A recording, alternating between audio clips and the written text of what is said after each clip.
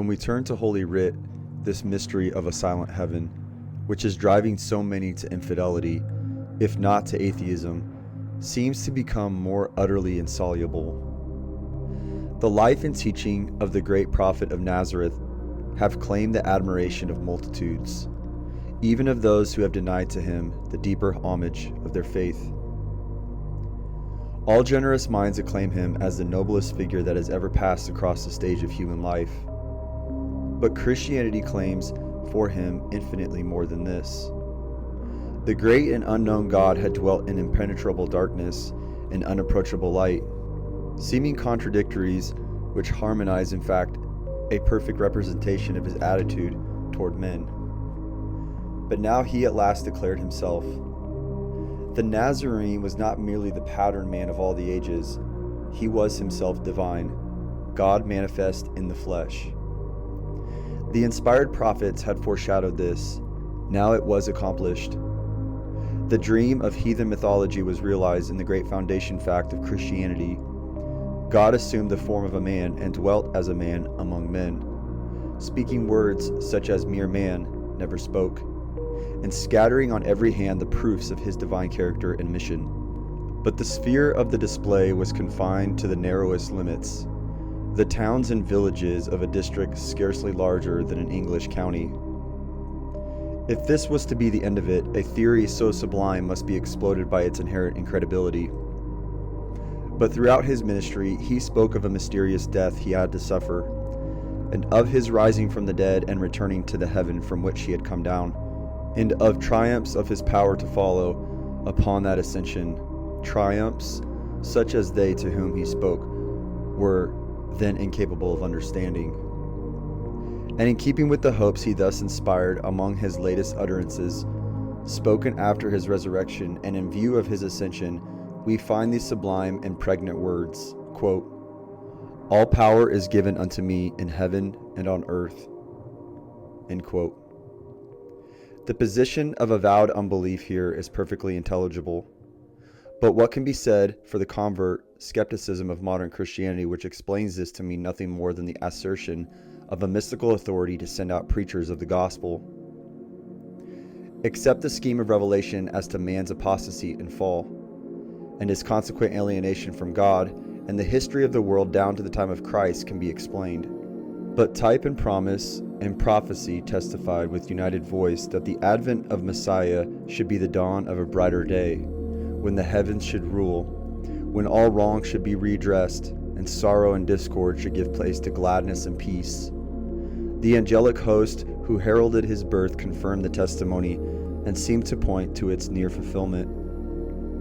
And these words of Christ himself ring out like a proclamation that earth's great jubilee at last was come. Nor did the events of the early days which followed belie the hope. If because of a great public miracle wrought by them in his name, the apostles were threatened with penalties, they appealed from men to God, and then and there God gave public proof that he heard their prayer. For, quote, "the place was shaken where they were assembled," end quote. Sudden judgment fell upon Ananias and Sapphira when they sinned, and as a consequence, great fear came upon them all. By the hands of the apostles were many signs and wonders wrought among the people. From the surrounding villages, the multitude, that is, the inhabitants in mass, gathered to Jerusalem carrying their sick, and they were healed every one.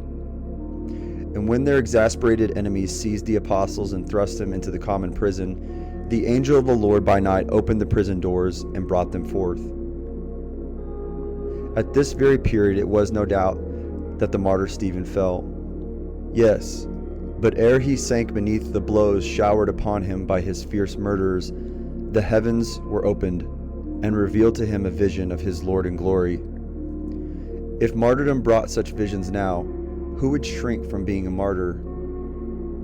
By a like vision, the most prominent witness to his death became changed into an apostle of the faith he had resisted and blasphemed. And when he, in his turn, found himself in the grasp of cruel enemies at Philippi, his midnight prayer was answered by an earthquake which shook the foundations of his prison. Unseen hands struck off the chains which bound him, freed his feet from the stocks in which they had been made fast, and threw the gale doors open. The Apostle Peter too had experienced a like deliverance when held a prisoner by Herod at Jerusalem, and this on the very eve of the day appointed for his death. The record is definite and thrilling. Peter was sleeping between two soldiers bound with chains, and the keepers before the door kept the prison, and behold, the angel of the Lord came upon him, and a light shined in the prison. And he smote Peter on the side and raised him up, saying, Arise quickly. And his chains fell off from his hands. The iron gate of the prison opened to them of its own accord, and together they passed into the street. These are but gleanings from the narrative of the opening chapters of the Acts of the Apostles. Divine intervention was no mystic theory with these men. All power in heaven and on earth was no mere shibboleth. The story of the infant church, like the early history of the Hebrew nation, was an unbroken record of miracles. But there are parallel ends.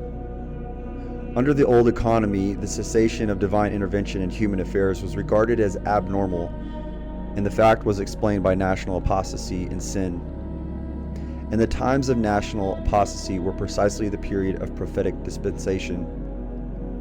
Then it was the divine voice was heard with increasing clearness.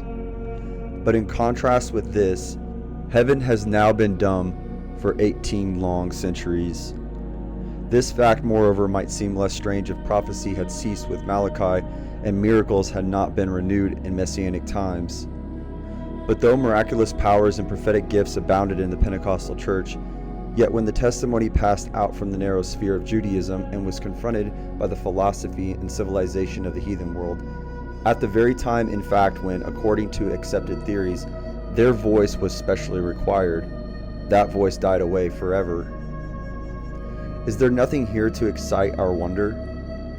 Some, of course, will dispose of the matter by rejecting every record of miracles, whether in Old Testament times or New, as mere legend or fable. Others again will protest that miracles are actually wrought today at certain favored shrines. But here in Britain, at least, most men are neither superstitious nor infidel. They believe the biblical record of miracles in the past, and they assent to the fact that ever since the days of the apostles, the silence of heaven has been unbroken. Yet when challenged to account for this, they are either wholly dumb, or else they offer explanations which utterly inadequate, if not absolutely untrue. To plead that the idea of divine intervention in human affairs is unreasonable or absurd is only to afford a proof how easily the mind becomes enslaved by the ordinary facts of experience. The believer recognizes that such intervention was common in ancient times, and the unbeliever most fairly argues that if there really existed a God, all good and almighty, such intervention would be common at all times. The taunt would be easily met if the Christian would make answer that this world is a scene of probation where God in his infinite wisdom has thought fit to leave men absolutely to themselves.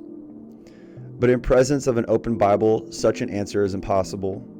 The mystery remains that God, who at sundry times and in diverse manners spake in times past unto the fathers, never speaks to his people now.